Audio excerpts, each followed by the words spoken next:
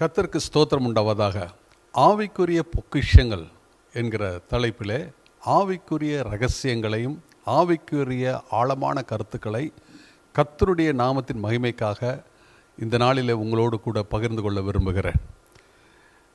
நான் இயேசுவின் காயங்கள் என்கிற புஸ்தகத்தை நான் எழுதும் பொழுது இயேசு எப்படி அடிக்கப்பட்டார், நொறுக்கப்பட்டார் என்பதை வார்த்தையின் மூலமும் அதே நேரத்தில் அதை குறித்த ஒரு தரிசனமும் நான் பெற்றதுனாலே அதை குறித்து நான் சிந்தித்து பார்த்தேன். அவர் தலையில் முட்கிரீடத்தை வைத்து கோலை வைத்து அடித்தார்கள், சாட்டை வைத்து அவருடைய முதுகு பகுதியை அடித்து முதுகை வேதம் சொல்கிறது உழுகிறவர்கள் எப்படி தரையில் விழுவார்களோ அதுபோல் அவருடைய முதுகு உழப்பட்டதாம். அப்படி சாட்டை வைத்து அடித்து முதுகில் உள்ள எல்லா விதமான சதைகளை கிழித்து எடுத்தார்கள். இந்த சாட்டை சுற்றி மார்பில் உள்ள எல்லா சதைகளையும் கிழித்தது. இப்படி அடிக்கப்படும் பொழுது ஒருவேளை அந்த கொக்கி சுற்றி அடிக்கும் பொழுது தொண்டை பகுதியில் இப்படி இழுத்திருந்தால் உடனே இயேசு மரித்திருப்பார். இயேசுவை தலையிலிருந்து உள்ளங்கால் வரை சித்திரவதை பண்ணுகிறார்கள், இரத்தம் தாரை தாரையாய் வருகிறது. ஆனால் இப்படி அடித்தும் இயேசு ஏன் மரிக்கவில்லை? என்னுடைய நண்பர் ஒருவர் ஒரு ஆக்சிடெண்ட் ஆனது. அந்த ஆக்சிடெண்ட் ஆன இடத்துல அதிகமாக இரத்தம் கசிந்து எக்ஸசிவ் ப்ளீடிங்னால இறந்து போனார். ஆனால் இயேசு கெத்செமனே தோட்டத்திலிருந்து அவர் மரிக்கும் வரை இரத்தம் சிந்தி கொண்டே இருக்கிறார். ஆனால் அவர் மரிக்கவில்லை.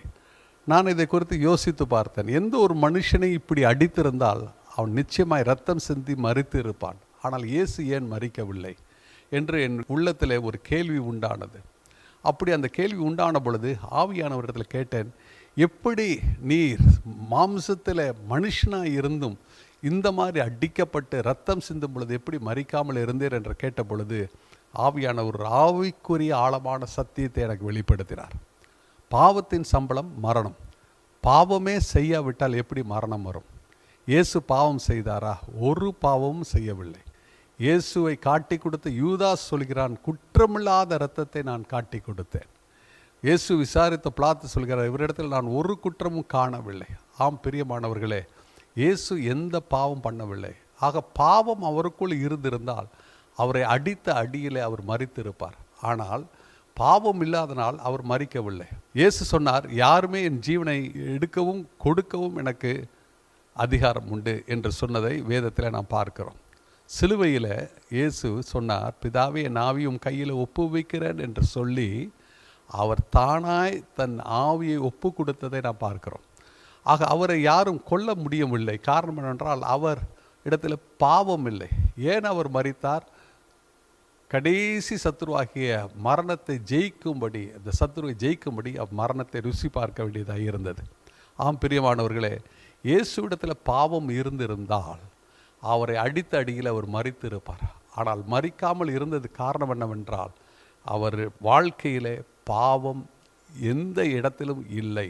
பாவமற்ற ஒரு இரத்தம், அதாவது பரிசுத்த இரத்தம்.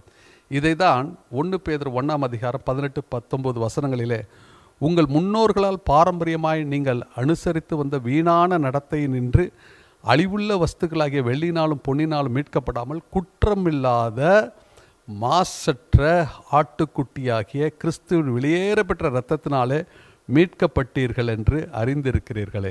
ஆம் பிரியமானவர்களே, இயேசுவின் இரத்தம் பரிசுத்தமாக இரத்தம் என்பதனால்தான் இன்று அந்த பரிசுத்த இரத்தம் நம்மை மீட்டு இருக்கிறது, நமக்கு விடுதலை தந்திருக்கிறது. இயேசு பரிசுத்தமாய் வாழ்ந்தார். அவருடைய இரத்தம் பரிசுத்தமான இரத்தம். அந்த இரத்தம் உங்களுக்குள்ளும் எனக்குள்ளும் இருக்கிறதுனால் நம்மை அந்த இரத்தம் பரிசுத்தப்படுத்துகிறது. கர்த்தர் உங்களை ஆசீர்வதிப்பாராக. ஆமென். கிறிஸ்துவுக்குள் பிரியமானவர்களே, சகோதரர் சாமுவேல் மோகன்ராஜ் அவர்கள் எழுதிய ஆவிக்குரிய புத்தகங்கள் உங்கள் ஆவிக்குரிய வாழ்க்கைக்கு மிகவும் பிரயோஜனமாக இருக்கும். இயேசுவின் ரத்தம் என்கிற புத்தகம், எழுப்புதலின் அக்கினி, நீங்கள் வாழ்ந்து செழித்திருப்பீர்கள், சிலுவையிலே மொழிந்த சுவிசேஷ பணிக்கான 7 திறவுகோல்கள், தேவனுடைய தேசத்தில் செழிப்பாக்கும் அனுபவங்கள், தரிசனங்களும் சொப்பனங்களும் அதன் விளக்கமும், இயேசுவின் காயங்கள் அவற்றின் வல்லமையும் நோக்கங்களும். கர்த்தர் உங்களை ஆசீர்வதிப்பாராக.